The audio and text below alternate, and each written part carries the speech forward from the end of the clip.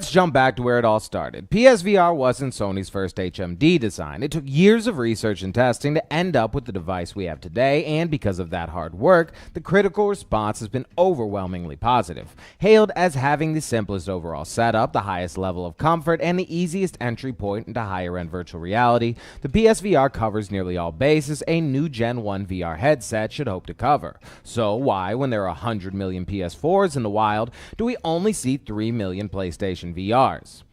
Demos. Now, I told you my channel has grown with the PlayStation VR, so I've been through the initial problems all the way through the wealth of software we have available at the moment, and from all my time reading comments, responding to messages, and watching other clips, I've learned demos sell nearly anyone. VR is unlike any medium we're used to, and at the same time, it's a perfect mashup of everything we've grown to love. It's not big blockbuster titles, it's small indie studios that are dominating the landscape, opening up a new frontier for those brave enough to weather the storm. The big thing you'll constantly hear about is presence. It's unlike anything you've ever felt while gaming before, and although it can slowly fade over time, with the right mindset, you can always hop right back. Now, for those of you that don't understand, this is the sense of actually feeling like you're part of the game. Not just controlling some character from afar, but you are actually physically manipulating in-game elements, causing your brain to somewhat believe the environment in front of you is real. This is what sets VR apart from any other gaming medium we've seen before,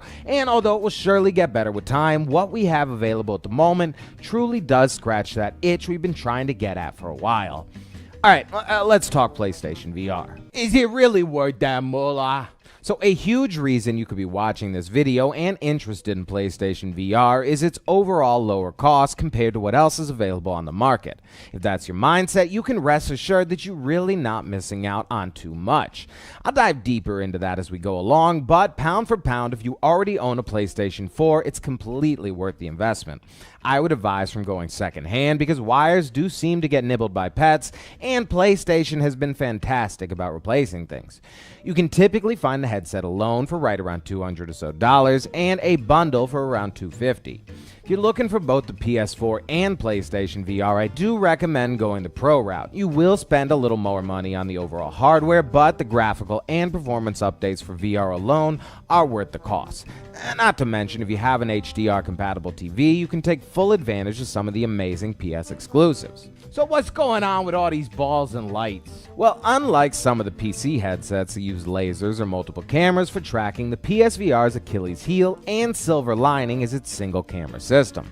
This camera uses the lights on the headset and glowing balls on the peripherals to track movement in real time in a real space. This allows you to feel as if you're actually controlling the one-to-one movement of your in-game character. Now, because of this system, most games do have you facing one direction, but thanks to smooth turning and smart development, although you do often want to turn around, it's not the biggest problem.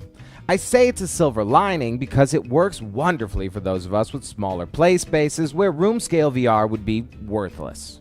You're telling me a proper PC VR setup can cost over $1,000? How can PlayStation be anywhere near the same level? This is a question I get constantly in one form or another. I'm not going to lie to you and say PSVR is crystal clear and feels like you're just looking through a window, but neither is PC VR right now. The first hurdle you need to get over when looking at any VR setup at the moment is that we're still in the first generation of HMDs. You're not going to get that crisp 2018 Rockstar release quality, but thanks to presence, it takes a much lower level of graphic fidelity to create a highly believable sense of immersion.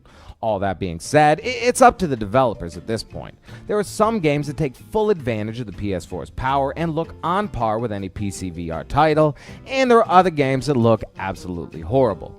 It's always a toss-up, but as long as you're willing to watch or read a few reviews, it should never be a big issue. Okay, so cost is fine and visuals are comparable, but how is this thing gonna hold up over time? So I pretty much use my PSVR daily for over 2 years now, and I've never had any hardware issues. It has seen an update since I purchased my launch bundle, which solved many of the initial problems. You no longer need to switch wires when playing HDR content, the headset has built-in earbud holders, it weighs a little bit less overall, it uses only one wire to connect, and the button layout makes far more sense. And the main thing you need to worry about are proper lens care, detangling wires after use, and general storage and cleaning. entertaining. As long as you take care of the headset, it's not just going to break down on you, and if it does, just call up PlayStation and send it off. I mean, does it really have good games? Because everything to me just looks like tech demos. Another question I get frequently, and while many titles are just glorified tech demos, the feeling of actually being in the game and typically lower price tag will normally more than make up for it. That being said, we have some amazing games available on PlayStation VR, like platformers, check out Astrobot, indie shooters, Firewall, and Farpoint more than have you covered. Looking for a good scare? Horror games like Resident Evil 7 and The Persistence are bone-tingling. How about an adventure? Skyrim VR can have you exploring for hundreds of hours. The lack of content is no longer an excuse to not hop into virtual reality. Hundreds of titles in the PlayStation Store and hundreds more on the way, now is the perfect time to take that leap. Now, I have seen all these pictures of wires all over the place. Is it a pain to set up? No, not at all. And after the initial setup, you don't really even need a TV. Sure, proper cable management can make life 1,000 times easier for you, but it's nothing overly complicated and it can be easily contained. I do recommend wall mounting the camera or grabbing a tripod if you like something with more mobility so you can take full advantage of your play space. Rubber bands or hair ties are great for wrapping cables, and if you have any issues with setup, PlayStation did a great job making a series of videos to show you how things work.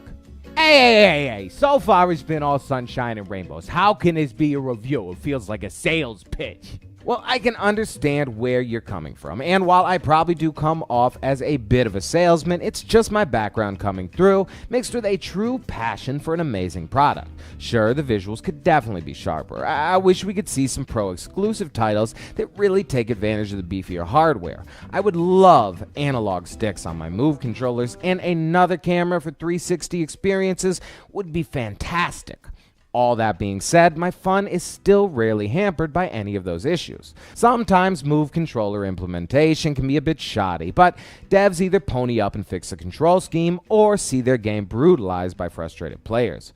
Just don't forget that even though PSVR is 2 years old, VR development in general is still extremely new and everyone is still learning. Thankfully, the hardware really is something special. Hey, can I get a though long didn't watch? Sure, PSVR will truthfully exceed your expectations, but it might take a solid demo to fully sell you. Cost is your major concern. Most places offer bundled deals, and with the wealth of software now available, your money will be well spent. It's easy to set up, can be used in smaller spaces, and will truthfully give you the feeling of presence in games. Finally, for those of you worried you might get sick, most of us do at first, but with a few breaks, you'll be spending hours in the metaverse in no time. I honestly believe there is no better time to grab a PlayStation VR. The hardware has been tested, the software has hit its stride, and players are loving every second. Alright, so what you think? If you already have PlayStation VR, please let us know below. Share the love. Let people that have not grabbed the device yet know exactly how you feel about it. And if you have not grabbed it, what do you think? You gonna grab one? Please let us know below. Now, thank you all for coming.